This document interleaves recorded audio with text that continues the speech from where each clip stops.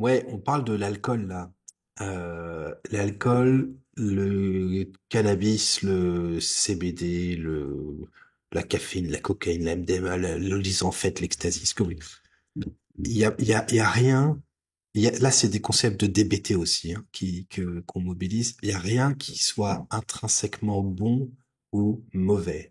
Ça, c'est des questions de jugement. C'est des questions de jugement arbitraire. Euh, il y a des dictateurs meurtriers qui recevaient des lettres d'amour quand ils étaient en prison. Et il y a objectivement rien sur lequel vous pouvez intrinsèquement dire que c'est mal ou mauvais.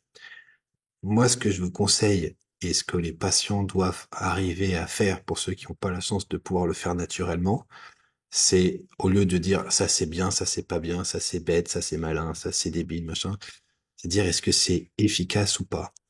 Est-ce que c'est efficace ou pas, ça veut dire qu'il faut que vous ayez un objectif, parce qu'il y a une efficacité pour tel ou tel objectif. Et la problématique quand les gens viennent nous voir en psychiatrie, c'est qu'en moyenne, ils veulent aller mieux. Alors autant ça c'est vague, autant on peut se mettre d'accord sur le fait qu'il y a des comportements qui vont être plus ou moins efficaces pour aller mieux.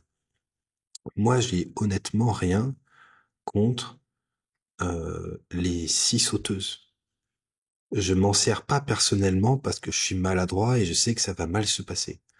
Mais je vais pas dire à droite à gauche que les scie sauteuses c'est dangereux et qu'il faut que plus personne ne s'en serve.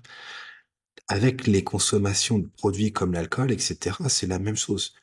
Les psychiatres n'ont rien contre l'alcool en soi, ou la cocaïne en soi, ou le cannabis en soi, et la consommation de substances altérant l'état de conscience de façon variable en termes d'intensité et de durée, c'est humain. Il n'y a rien de plus humain que ce comportement. Et donc on peut dire c'est mal, c'est machin, faudrait se supprimer. Je pense que c'est un débat philosophique là, mais ça concerne pas les médecins et encore moins les patients à mon avis. C'est peut-être un truc des politiciens, mais c'est vraiment c'est autre chose. La question c'est quand vous venez et que vous avez une dépression résistante, est-ce que de consommer 3 litres de café par jour alors que vous avez du mal à dormir, c'est efficace pour que vous allez mieux ou pas? Est-ce que quand vous avez l'impression que les gens parlent sur vous, il y a des bruits étranges, il y a du monde derrière les fenêtres quand vous regardez, est-ce que c'est inquiétant pour vous? Et si ça l'est, est-ce que ça crée suffisamment de détresse pour aller consulter un psychiatre? Et une fois que vous êtes devant le psychiatre en question, est-ce que de continuer à consommer du cannabis ou pas, c'est quelque chose qui rend service à l'objectif commun que vous avez avec le praticien d'aller mieux, ou est-ce que ça va être un frein à votre amélioration? Et ça, moi, j'ai pas d'avis sur le sujet. Il y a des patients que je suis qui fument du cannabis de temps en temps pour dormir. Je n'ai pas d'avis sur le sujet.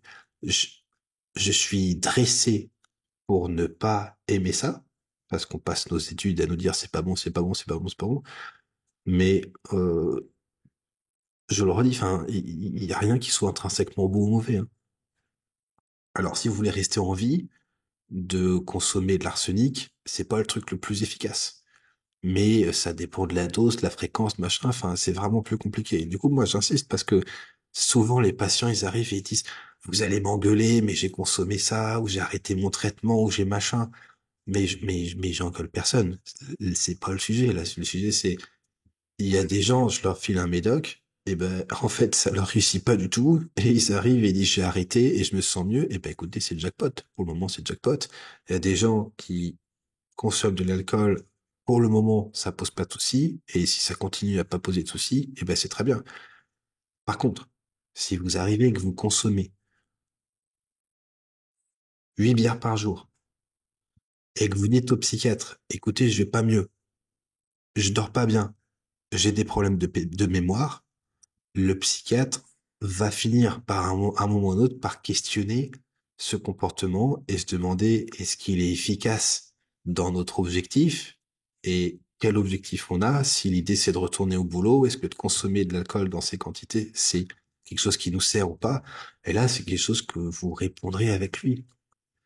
Mais il y a des psychiatres qui se découragent, hein. il y a des psychiatres qui se découragent. Alors après, il y a un gros souci, c'est que la maladie en elle-même peut entraîner la consommation de substances. Donc il y a aussi des patients qui consomment parce que c'est plus puissant que les médicaments et que ça marche mieux sur le moment. Et donc là, c'est le moment où les choses se compliquent. Mais le message, c'est vraiment que ce soit pour n'importe quel comportement, il n'y a rien qui est bon ou mauvais, et juste des choses qui sont efficaces ou pas en fonction de l'objectif que vous avez.